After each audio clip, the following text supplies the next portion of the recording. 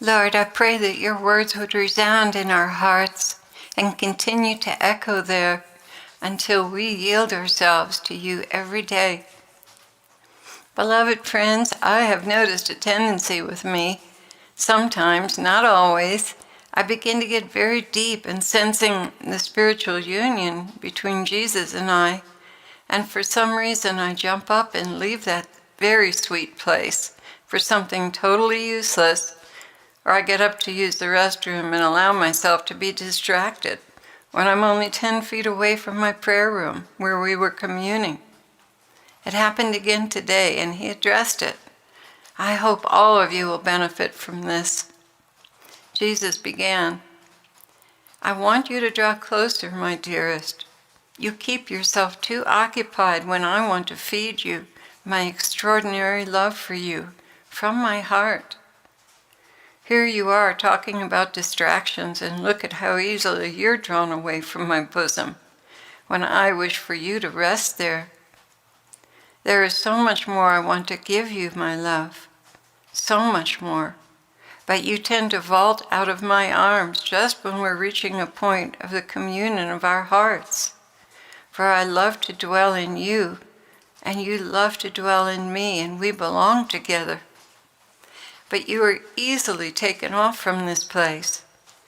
Is it your reticence to allow yourself to be vulnerable to me? Is that why you pull away? Or is it just a simple distraction, like getting something to drink? Lord, you know the answer to that better than I do. How about a little of both? The enemy can observe that heart glowing from within you and receiving much needed graces. He knows well how dangerous you will be to his agendas if you receive the fullness of my anointing for you. So he shoots a dart, a thought dart into your head. I'm thirsty. Then when you get up, oh, look at this fridge. How did it get so bad? Well, I'll just fix the first shelf real quick. Then when you finish that, well, I did that. I might as well get the other shelves too. After all, I don't even know what's in here to eat and what needs to be thrown out. And then he has effectively drawn you away from me, Claire. Yep, that happened. In the meantime, I'm watching your reactions to his tactics and wishing you would open your ears and hear me calling you back. But you have a way of becoming deaf when you spring up into action. By the way, distraction tells his helper, deafness, to take care of you so you won't hear. Then your angel nudges your husband. Tell her not to get distracted. So he says something. Honey, don't get distracted from the Lord. And you give him a quickie answer. I won't. But you know full well you already have, and you will. So I wait. How is it that the king must wait for his queen?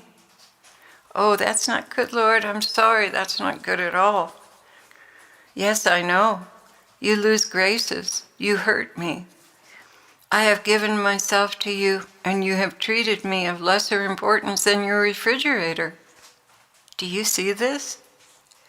Regrettably, Lord, I do. I was wrong to do that. Lord, please forgive me. Will you try harder next time? Actually, what I want you to say is, will you say no next time?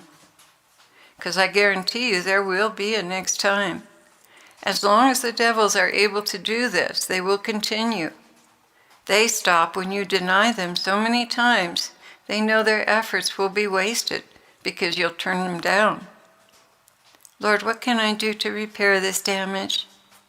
Come back to me and linger in prayer for longer. I long for you as you long for me. I miss you, Claire. I miss our deep times together. Don't do to me what many other ministers do.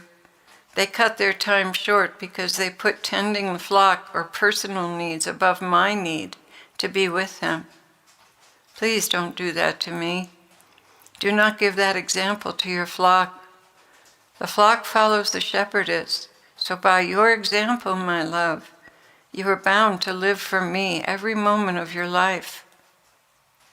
You see, my people, Your creative endeavors are only as good and deep as your relationship with me.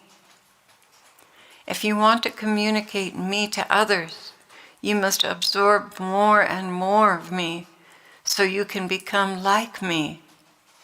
When we are together, I move heaven and earth to provide you with fresh manna, fresh anointing, fresh hope, and inspiration. When you shortcut that, you shortcut your effectiveness in communicating the gospel. But more importantly, I ask you, what is more important to you? Feeding your flock or feeding me the sweet nectar of your love? So many think I am remote and have no needs whatsoever. I'm complete in and of myself. How wrong they are.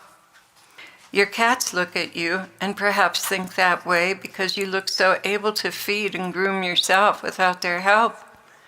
But they have come to recognize that you gain emotional strength by snuggling with them and petting them, and they bond to you as if you were their birth mother, because you are caring for them as she did.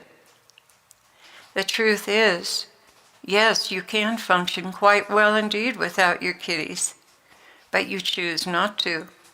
You choose to make yourself vulnerable to them. You choose to need them. Don't suppose that I'm like a plastic Buddha that has no feelings. I am your creator, who created you for the express purpose of having a relationship with me. I long to be recognized for who I am and what I am to all of my creatures. The birds, the crickets, and even the whales are all aware of this. And what scientists do not hear is their worship. Men understand needs being met, like mating calls and distress calls, but worship? Oh, men are so far from understanding the sheer delight and pleasure creatures experience when they worship me. I'm going to end this message here at this point and carry on into the next message for tomorrow, because he began to cite scriptures and get into the whole purpose of creation, worshiping him, and it's almost a completely different topic, really, even though the two complement one another. So tomorrow will be the next teaching on this. So the Lord bless you, dear ones, and don't be foolish like I was. Stay close to him, and when that time is really sweet, don't let anything pull you out of it. If you have to use the restroom or do something, do it quickly and come right back, and be aware that the minute you get up, Satan is going to try and sidetrack you and prevent you from coming back and staying in that sweet place. So let us be wise as serpents and gentle as doves. God bless you.